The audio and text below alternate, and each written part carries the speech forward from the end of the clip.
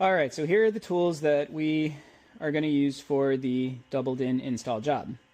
You're going to need a screwdriver and a little mini, either smaller screwdriver or this little mini ratchet set we like a lot from Harbor Freight.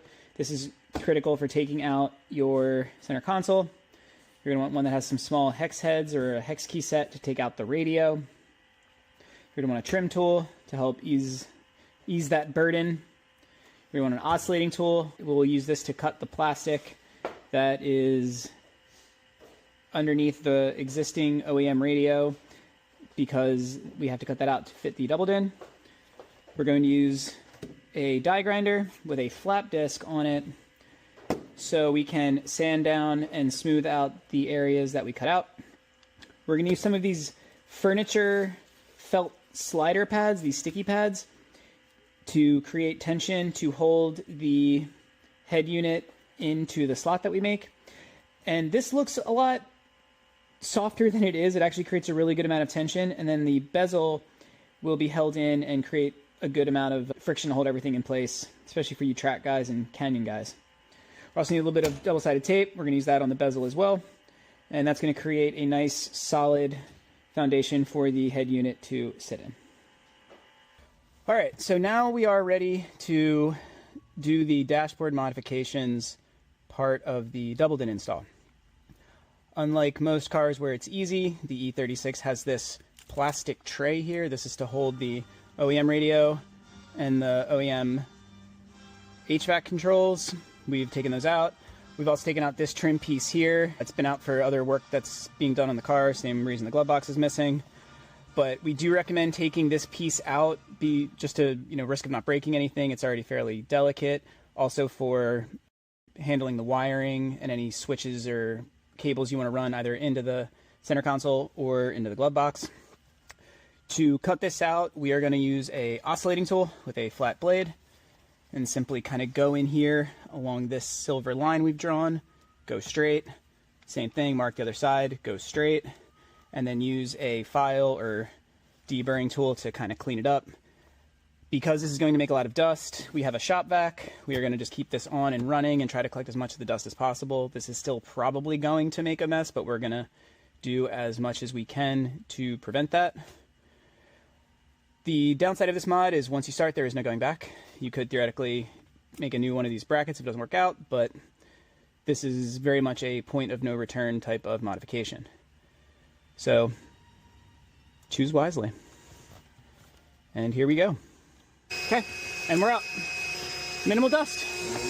We'll go back and clean up these abrasions. And then we're going to do a test fit with the cage and see kind of what we're up against. We might need some sort of bracket made or like extra plastic over here to adhere it and then to be able to screw it in. Yeah. But we'll go from here and we'll mock it up. Now we're just going to clean up the inside a little bit, get rid of some of these burrs over here and make it a little bit more smooth before we go in with the die grinder with the flap disc. Honestly, a sanding pad would probably have been better, but we don't have a sanding pad, we have a flap disc. So with the material we've taken out, we're going to test fit again. And it slides in a lot nicer, but we're still high. And we want to come down about 1/8 of an inch to start, I think. Where we have to start cutting. All right. Hold up. Good. All right, let's test fit. We'll have our Sharpie here. Here, I'm going to grab the... Ooh, much better, much better. Yeah? All right, I'm going to grab the bezel. Okay. We're going to see where else we got to go. Okay. I mean, that... Get a load of that. ...is where we want to be. Okay. Okay. That looks great. So now, we just need to secure it, wire it, and we're done. That looks really good. All right, we've got our plugs all in, and our pads, our antenna hooked up, and now we stuff it in. And then we'll adjust once we have the bezel in, but that seems good for now. Okay, and amazing. Love it. There it is. Let's see if we can make something happen. Cool. There we go. It works. Beautiful. Now looking at the digital climate control relocation, we're going to be putting this above the switch panel. We have this piece here that has this nice U shape to accommodate. Now, if you can see, as we put the climate control unit in, it doesn't exactly fit. You'll see it's hitting on this structural metal piece here and also rubbing against the duct in the back.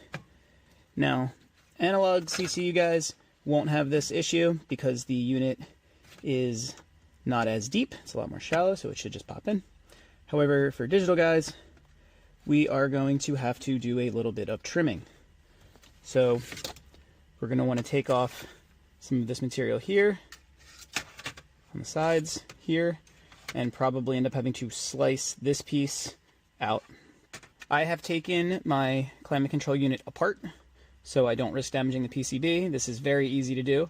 It is 2 screws here on that module, pop off the faceplate, which is from these 4 screws on the back, and then you pop in 2 tabs and you slide out the board. Let's go take some material out. Again, we'll be using the flap disc for this. We're going to start with the flap disc and roll this ridge down on both sides. And we're going to start with the flap disc and see how much we need to take off. The goal here is to take off as little as possible, and given that this is brittle plastic because it's old, we're going to try to be delicate and only cut if we need to. Now, having taken my flap disc and my cutting wheel, we have sanded down here, sanded down the back, notched this piece here, and sanded down this side as well. So while not a ton of material was removed outside of this notch, it was enough to massage the housing into place. A good rule of thumb on the back for how much material to take off is there is an indentation here, you can see a little bit left of it, is to try to sand the whole back down to the low point of that notch. You can see that this is relatively thick material. This is a solid ABS part, so it will be able to handle it. Keep in mind that how much material you have to take off is going to be dependent on if you have any additional aftermarket wiring behind the center console, if you have amp cables. We're just using the head unit and the stock, everything else, so we didn't really have too much. And with that, our head unit has been installed, our HVAC has been relocated, and instead of using the old faded pixeled OBC that had some broken buttons and didn't do much, we decided to put in a little cubby instead. Means I can toss my phone there, gonna maybe add some rubber there at some point. But overall, this is a clean install. It looks great. It adds some modernization in the interior. Just keep in mind that this is as we've said, a no returns mod. We did have to cut out in the console, trim out the climate control unit, but overall, really happy with how it came out. Can still access the HVAC easily, have our charging port, and good to go. Don't hesitate to reach out with any questions. Check out our site for the parts. We're happy to help with any of the install along the way. Ask any questions and keep your car alive. Thanks again.